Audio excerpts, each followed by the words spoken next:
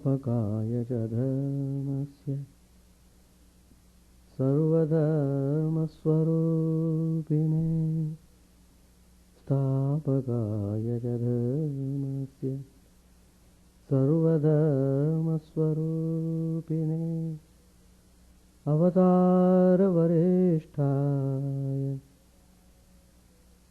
Ramakrishna Te Namah Asato ma Sadgamaya Tamaso ma Jyotirgamaya Pratyorma Mritangamaya Om Shanti Shanti Shanti. Let us offer our salutations to Sri Ramakrishna, the embodiment of all religions, the Supreme God Incarnate. Let us pray to Him to lead us from the unreal to the real, to lead us from the darkness of ignorance to the light of knowledge, to lead us from death to immortality.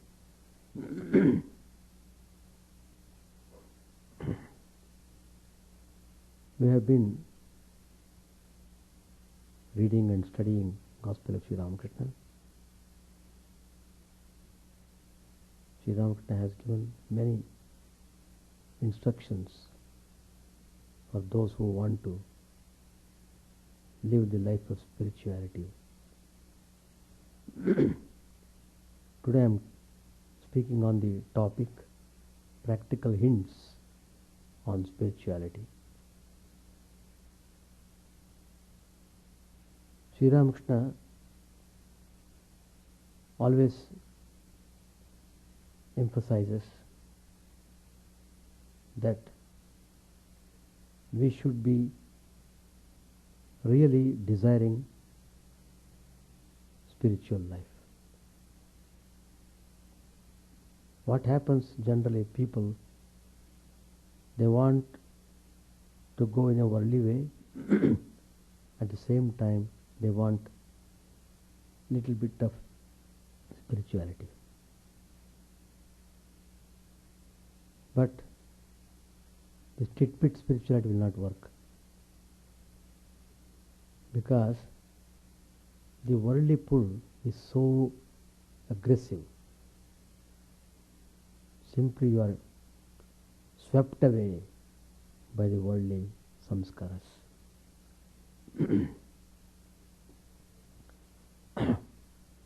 By being swept away like that,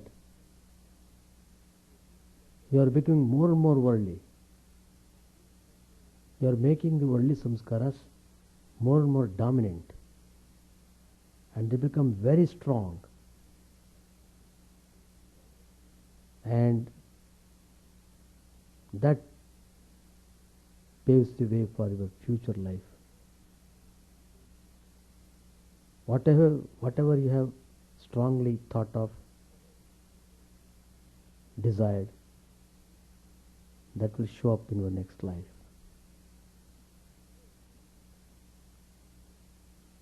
So,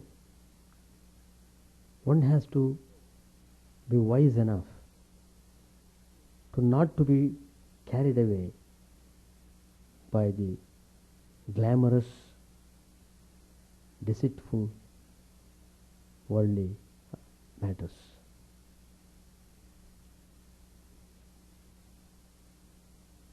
But people are very insensitive. From spiritual point of view, they are very dull-witted. They may be very wise from the worldly point of view. I read in the internet news that one police sub-inspector, his monthly salary was 9,000 rupees per month, but his assets 100 crores. It is not a fiction. The whole police department was stunned, because that guy was a very young guy, maybe 40, 43 years old, very intelligent, brilliant, but intelligent used in a dubious way.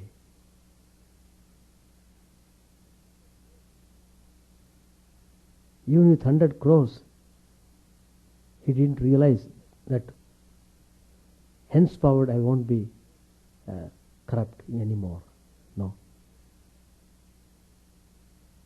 If he was not caught, he would have gone much ahead and do all sorts of things. But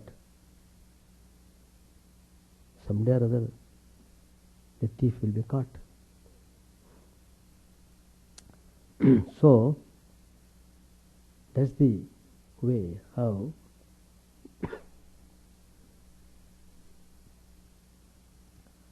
these worldly forces ruin the person.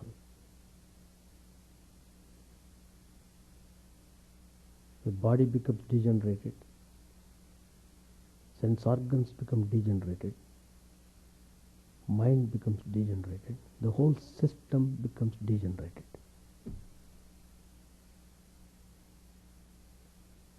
So how can you ever think of spirituality with that frame of mind? You can see in chapel itself how many people are coming here for the class. The fact is, they have got their own philosophy. It's called Anukul Vedanta. There was one devotee here. Of course, very good devotee, no doubt. But she was hankering after going back home. She came here for the retreat. She enjoyed the retreat. It's all right. But still, in the mind, she wants to go back. She has come here to spend time in spiritual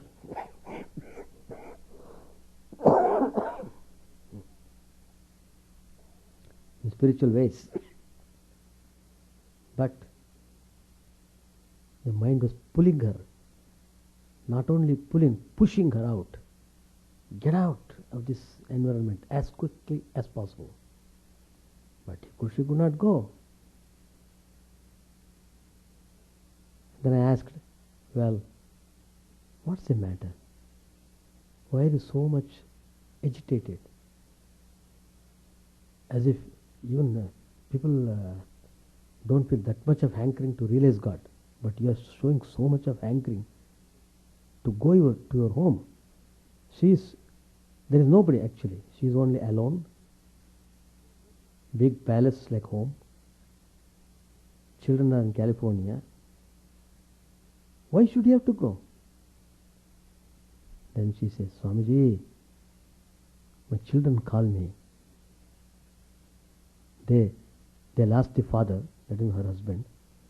So they want mom, referring to herself. They call me again and again. So I have to be with them, communicate with them, etc. I told, why you are still lingering on your attachment? Why? It is not attachment, Swamiji. It is not attachment. See her philosophy. The children are calling. That's why I don't have any attachment. Then I told, look, that is called attachment. That is called Anukul Vedanta. You are talking philosophy to suit your way of doing things. It's illusion, great illusion. And the matter came, she was talking about her husband. She passed away now. The husband was ailing. It's all sorts of heart problems. 3 times surgery, heart. And he had become emaciated. I had seen him. Very good man. All those things are right. But when the man is sick and is almost dying, so is it not a relief for such a man to get out of this body rather than lingering on, trying to struggle to live on, etc. But anyway, nobody can go without God's permission. We didn't come to this earth without God's permission. Birth and death are in the hands of God. That's the tattva. So, but finally he passed away. Doctors could not do anything. He was in the hospital for more than a month with all sorts of tubes connected to his body. The whole body was fixed with number of tubes for kidney, for heart, for oxygen, for this, for that.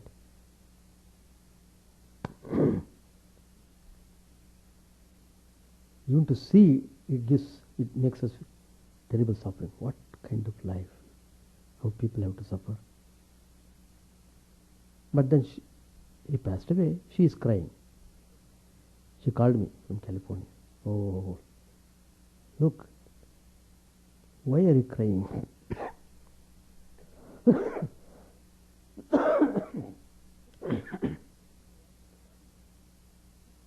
Crying for a while, it's all right. It's natural. It's human. But why do you go on again and again repeatedly remembering and crying and more crying? That way you are spoiling your health.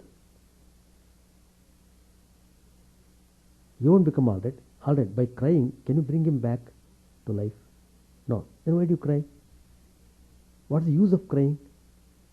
Do you want to make people understand, oh, she's crying like that? And then I told, look, you are thinking your husband passed away and he's living somewhere. Do you think that he remembers you when he passes away? Nobody remembers anybody when the soul leaves the body. That's how the whole creation goes on.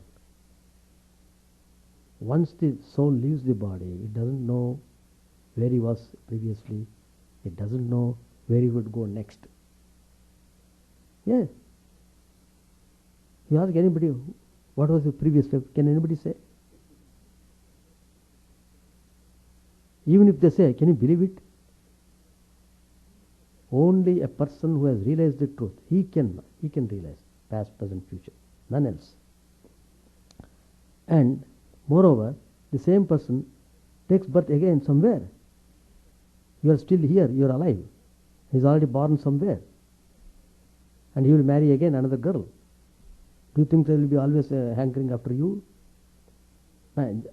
Just told a kind of spiritual input to her thinking. But all that, for the time being, she pacifies and again. So the point is, unless you desire strongly to turn back, to turn inward, you can't think of spirituality. Even after turning back, even turning within, simply turning within, what will you do? You have to practice. You have to follow strictly. You have to work for it. Without doing anything, how can you get the result? If you want to get master's degree, should you not study? Should you not attend the exam? Should you not write properly? So many things are there. Simply they won't give a master's degree. When that is the case with simple ordinary thing, what to speak of God realization? Do you think simply it will come? No. So one person asked Sri Ramakrishna, sir, we hear that you go into samadhi and you experience ecstasy and you see God. Well, will you please show God to us?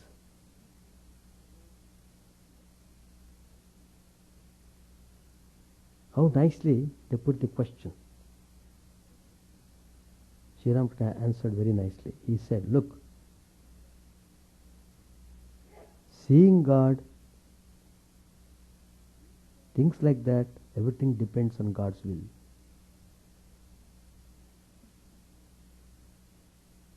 What can a man do? While chanting God's name, sometimes tears flow, and at other times the eyes remain dry. While meditating on God, Sri Ramakrishna says, some days I feel a great deal of inner awakening, and some days I feel nothing. Sri Ramakrishna's words.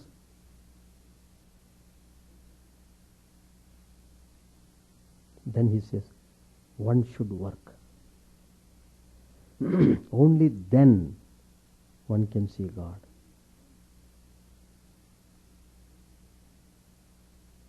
And Sri Ramakrishna explains that by giving an analogy. One day, in an exalted mood, Sri Ramakrishna had a vision of Haldarpukur lake. He saw a villager drawing water from the lake after pushing aside the green scum. Now and then, that villager took up the water in the palm of his hand and examined it. So that was the vision Sri Ramakrishna had. So, in that vision, it was revealed to Sri Ramakrishna that the water cannot be seen without pushing aside the green scum that covers it. That is to say, one cannot develop love of God or obtain his vision without work. Work means meditation, japa, prayer, service, and the like. The chanting of God's name and glories is work too. Bhajan is nothing but singing the glories of God. Sri Ramakrishna says, you may also include charity, sacrifice, and so on. Then Sri Ramakrishna gives a very good example, nice example.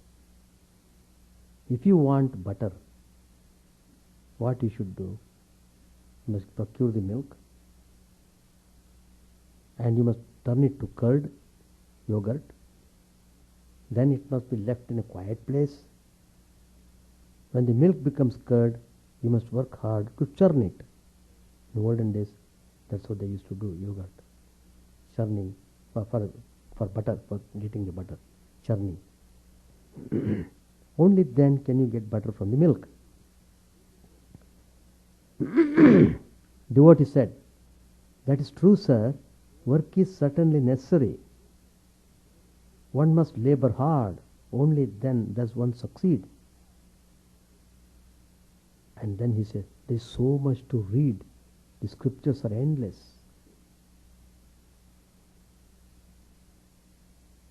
Then Sri Ramakrishna answered, look, how much of the scriptures can you read? What will you gain by mere reasoning? To what extent you go on reasoning? Try to realize God before anything else. Have faith in Guru's words and work. If you have no Guru, then pray to God with a longing heart. He will let you know what He is like. What will you learn of God from books? As long as you are at a distance from the marketplace, you hear only an indistinct roar. But it is quite different when you are actually there. Then you hear and see everything distinctly. You hear people saying, here are your potatoes, take them and give me the money. From a distance you hear only the rumbling noise of the ocean. Go near it and you will see many boats sailing about birds flying and waves rolling. One cannot get true feeling about God from the study of books. This feeling is something very different from book learning. Books, scriptures, and science appear as mere dirt and straw after the realization of God.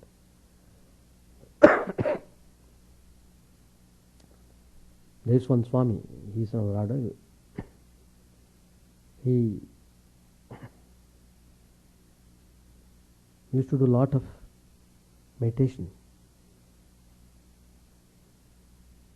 and he was the editor of Prabhupada Bharat. Now he is one of our trustees. He was in Mayavati. He would go to a place where Swami Vivekananda used to sit for meditation, and he would sit there long hours in the Himalayas, Mayavati. But that's a place where even wild animals come. Tigers come, all sorts of animals come.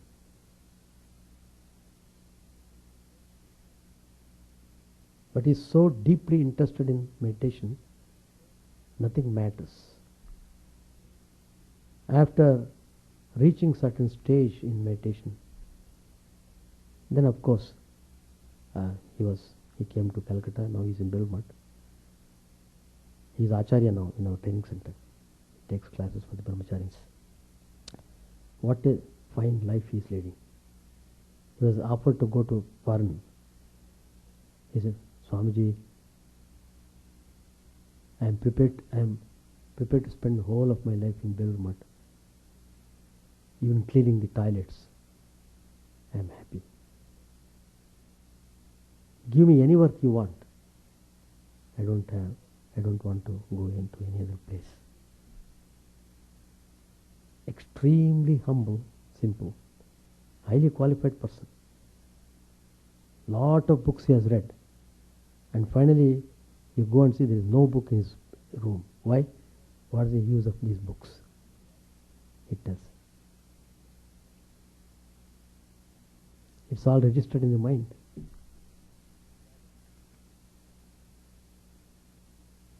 It's a thrilling, inspiring personality.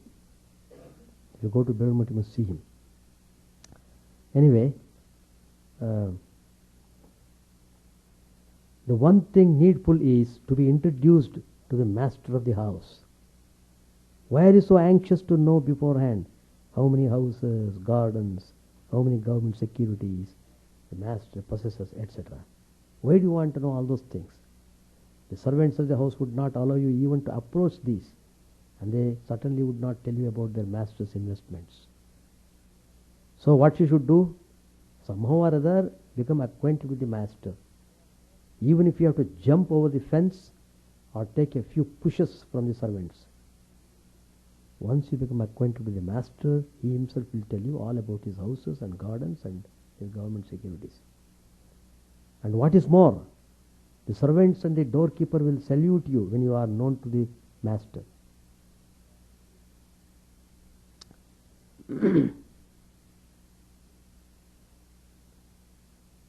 So Sri Ramakrishna, his life itself is a great teaching.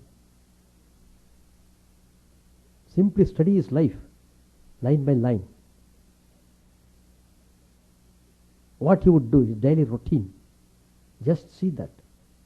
You can learn many, many things. Just by reading Sri Ramakrishna's life, you can realize God.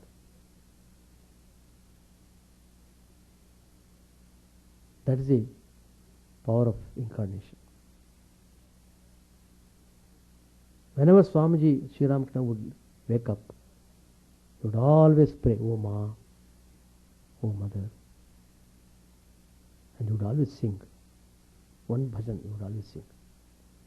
That's why after I came to Chicago in 1991, since that day up till today, every day, morning and evening, one bhajan we will sing. That is Sri Ramakrishna's ideal. One bhajan we have to sing before Thakur. So, prayer. tremendous importance Sri Ramakrishna has given to prayer. How many of our people attend the prayers? Let alone the so-called worldly people. Take our own people, that is, who come to our society, who are considered as devotees. How many devotees are attending prayers? Practically nil.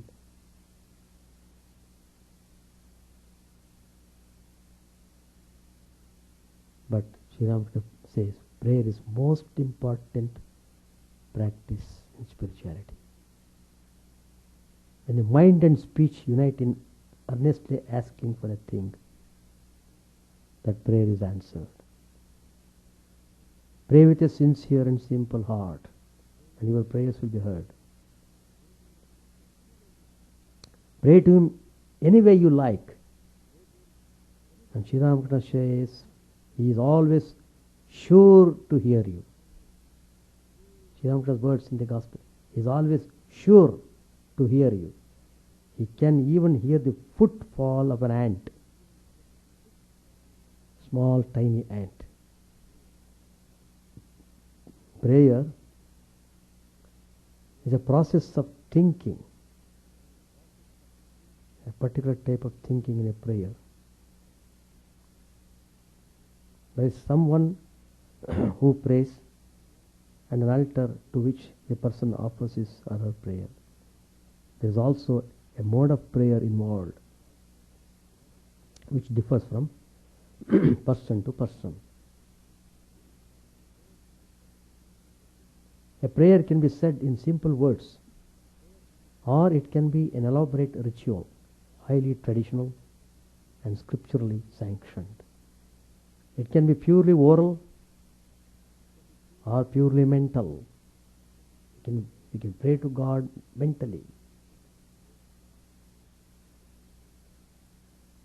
Ramana Maharshi, the great saint, in Upadesha Saram, composed by himself, describes prayer as 3 different forms of action: physical, oral, and mental. Ritual is a physical form of prayer. Singing in praise of the Lord is an oral form of prayer.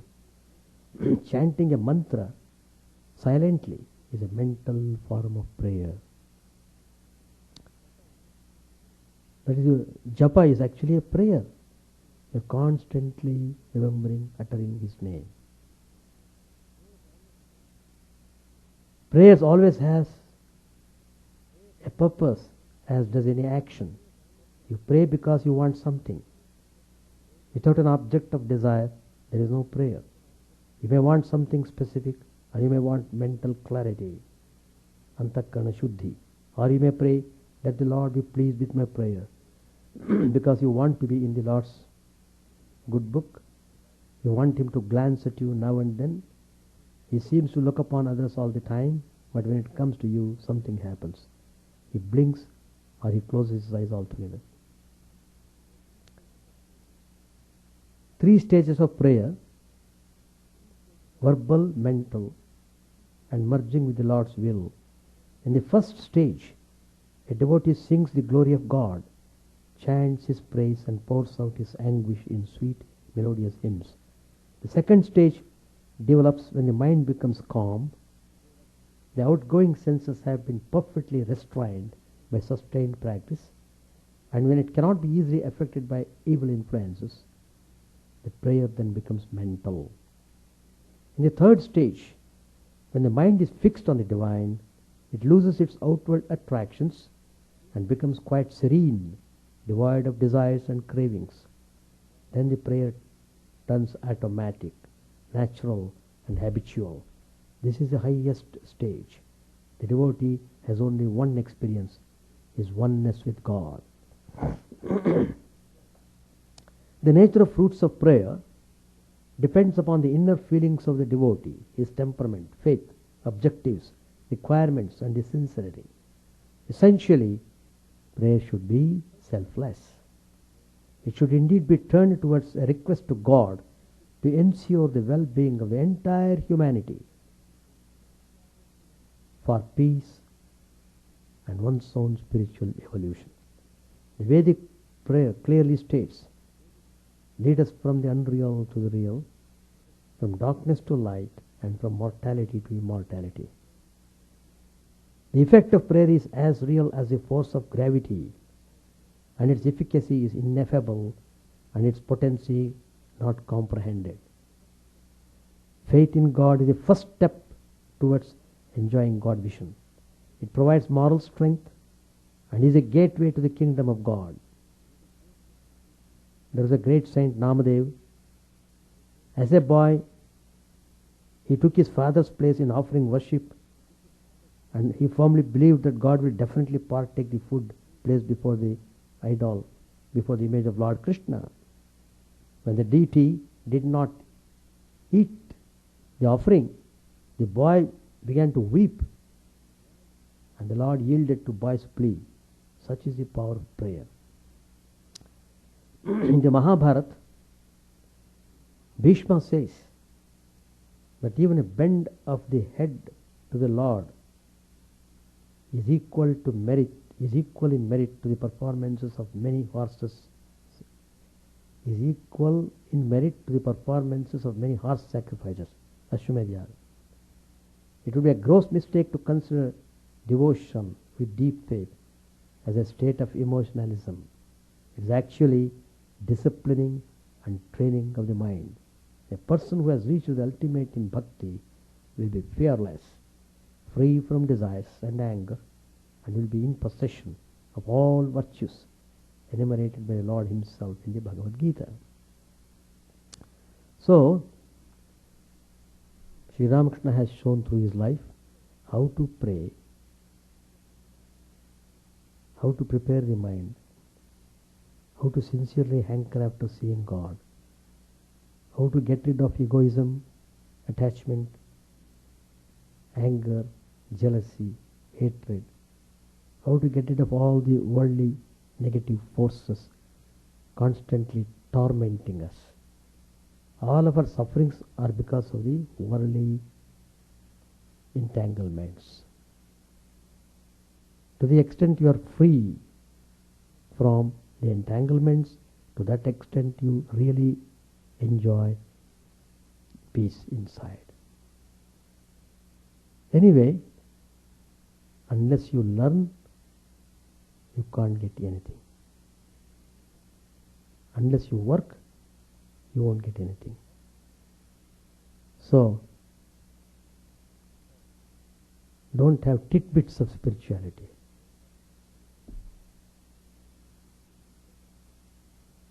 It should be the other way. Have some tidbits of worldliness.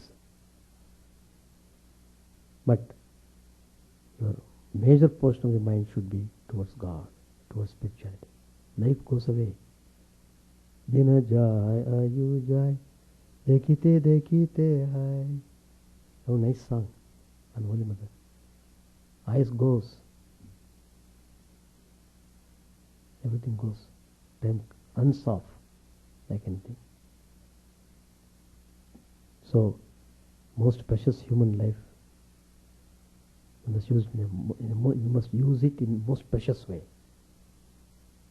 That is, living life of spirituality. If you read gospel every day, that keeps you always in spiritual mood. That's very important. Create a spiritual mood, then you feel more and more joy in spiritual life.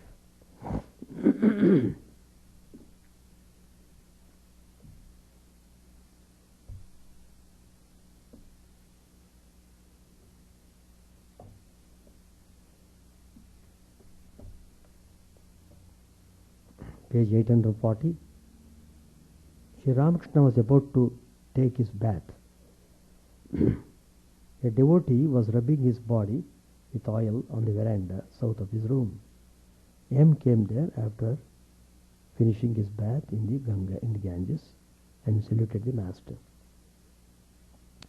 After bathing, Sri Ramakrishna wrapped himself in a towel and with folded hands saluted the deities in the temples from afar.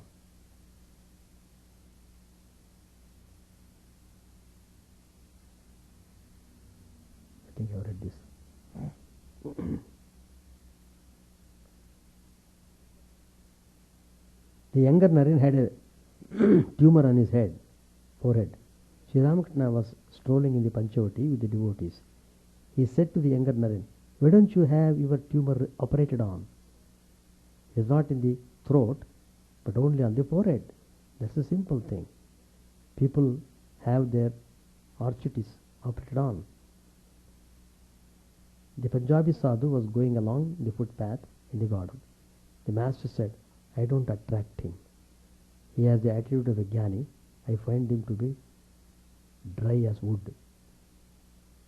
Sri Ramakrishna and the devotees returned to the master's room. The conversation turned to Shampada Bhattacharya. Balram said, "Shampada said, when he, the master, placed his foot on Narendra's chest, Narendra went into bhava. But I didn't have that experience." Master said, "Shall I tell you the truth about it? It is very difficult to gather the dispersed mind when it is attached to lust and gold. The Pandit told me, who was called upon to act as arbiter to settle people's quarrels. Besides, he has to worry about his children. But the minds of Narendra and other youngsters are not scattered like that. They are not yet touched by lust and gold. But Shampada is a grand person." The Vaishnava from Katova began to ask Sri Ramakrishna questions. He was squint-eyed. Vaishnava said, "Sir, is a man born again?" Master said, "It is said in the Gita that a man is reborn with those tendencies that are in his mind at the time of his death.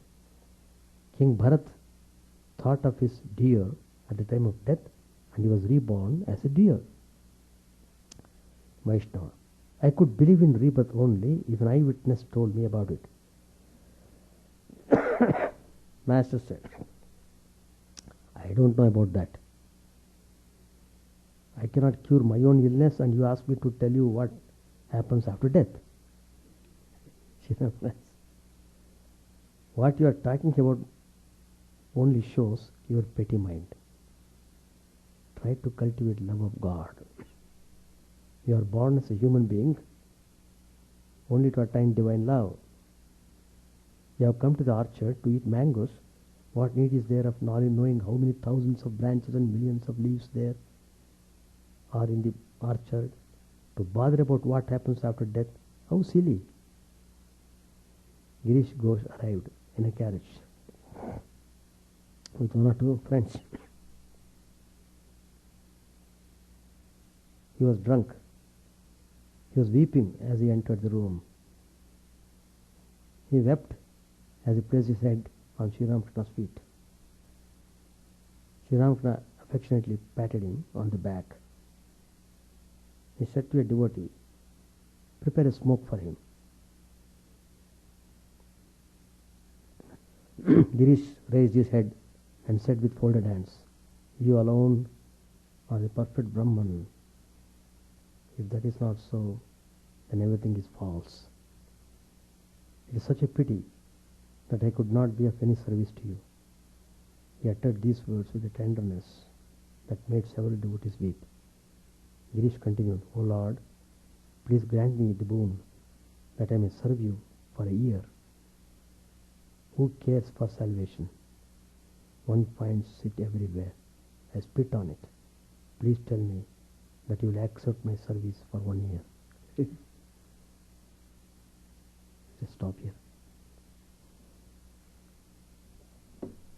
Any questions?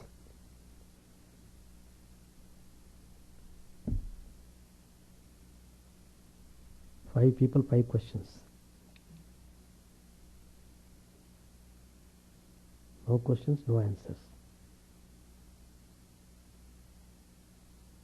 Very good.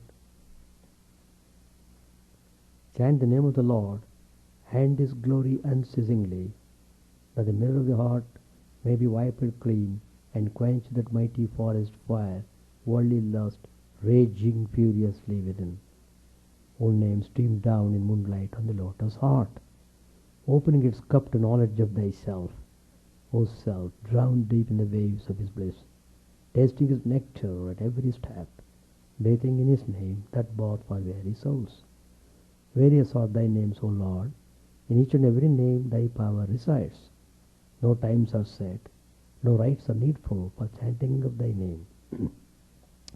So vast is thy mercy, how huge then is my wretchedness, who find in this empty life and heart no devotion to thy name. O my mind, be humbler than a blade of grass. Be patient and forbearing like a tree. Take no honor to thyself. Give honor to all. Chant unceasingly the name of the Lord. O Lord and soul of the universe, mine is no prayer for wealth or retinue.